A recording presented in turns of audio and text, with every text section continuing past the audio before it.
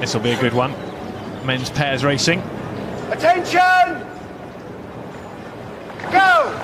The Silver Goblets and Nickalls Challenge Cup semi-final. The Italians, you can see on the Berkshire station, Italy's top boat at the moment. Lodo and Vicino against the French brothers, the Onfroy French brothers, Valentin and Theo. And it's the French who are working hard and driving early into a marginal lead. Well, the French have to work much harder and change their race plans.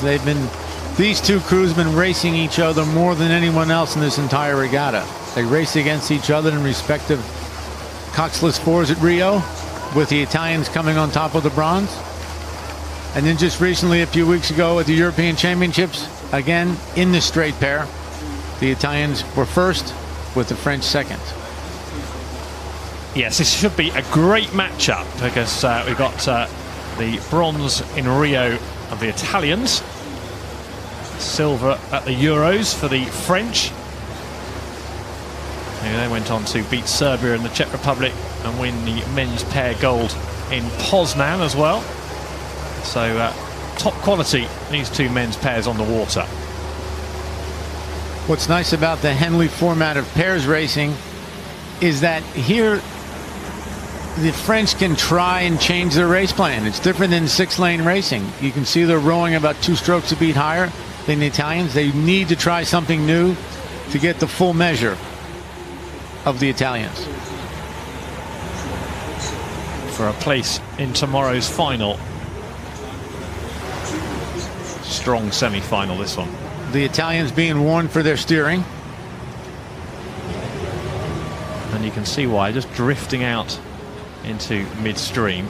I heard Sarah Cook mention, up there again, the umpire getting busy, not happy with the steering. I heard Sarah Cook mention the number of pleasure crafts creating some... and the Italians are not responding. No, they're just completely ignoring the umpire at the moment. That's generally not a good thing to do at Henley, or anywhere with the umpire. Yes, those pleasure craft creating dirty water. Well, that might be overstating it, but there's certainly a lot of action on the water. People out for a jolly, and like the Italians and the French here, working very hard. And the Italians now back on side, but the French this time incur the wrath of the umpire.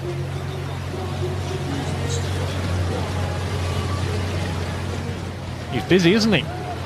He's going to have some sore arms by the time this race is over.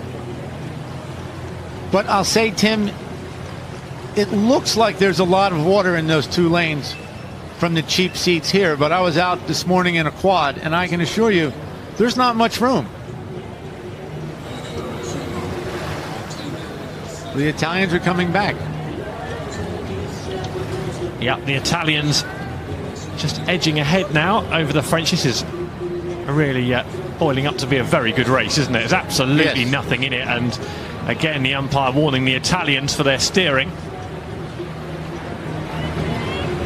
And his steering has cost the Italians some speed. Here's the French. They're taking a half-length lead now. The lead toing and froing. Matti Lodo and Giuseppe Vicino, who have been racing together since under 23s level, will have a plan. They don't want to go much more than half a length down as they are at the moment, possibly stretching out to 3/4 of a length now. The French have put on a surge. Well, they've lost to them several times. So again, with the match racing, it's fun to see what different psychology you can use to beat an opponent you would lose to in a normal 6-lane race. The French must be brimming with confidence, mustn't they, after their success in Poland at the World Cup? They should be full of confidence. Silver at the European Championships as well, so... I can't say I've ever seen such a wide grip as the French pair. His hand is halfway down the shaft. It's a good spot. Looks like he's using it as a jousting stick instead of an oar. But it's working for them. They're now moving away and using the steering and the booms of Henley to slow the Italians, to get their measure. So the Italians now have a problem. French brothers, the Onfroy brothers, working well, seizing the initiative. Now it's, can they hang on? They're doing a fantastic job of out-psyching and out-thinking the Italians here. They're both moving towards the center lane. They want to avoid the booms. You can be steered by the umpire, which slows you a bit, but I can assure you, when you hit the booms, you stop dead. Valentin, the younger brother by a year. Theo, big brother, in the stroke seat. See back of Valentin, you can see there. We're coming into the enclosures now. The Italians will have to do something fairly quickly.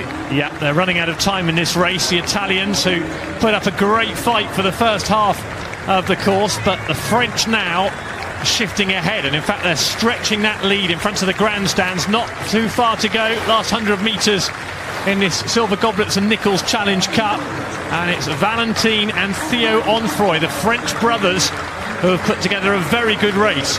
Lodo and Vicino, the Italians, just couldn't keep pace with them, and home they come, and into the final on Sunday for the French. They are on fire at the moment, aren't they? Such good form in the European Championships, through Poland in the World Cup, and now here at Henley. Fantastic performance from the Onfroy brothers of France. Just fantastic. It's similar to what's going on in Southwest 18 now, where you shifted from the clay courts of Roland Garros. If you lost there, you're switching to grass. Completely different game, and certainly match racing from 6 lanes is. Nothing in it at the start, was there? Just looking at the replay.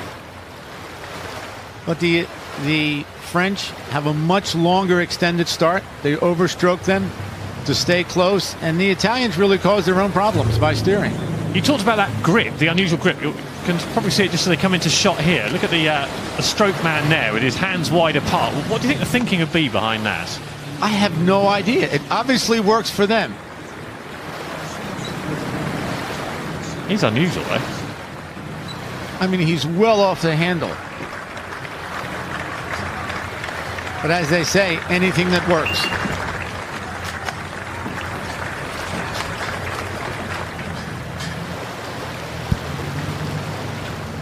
Job well done.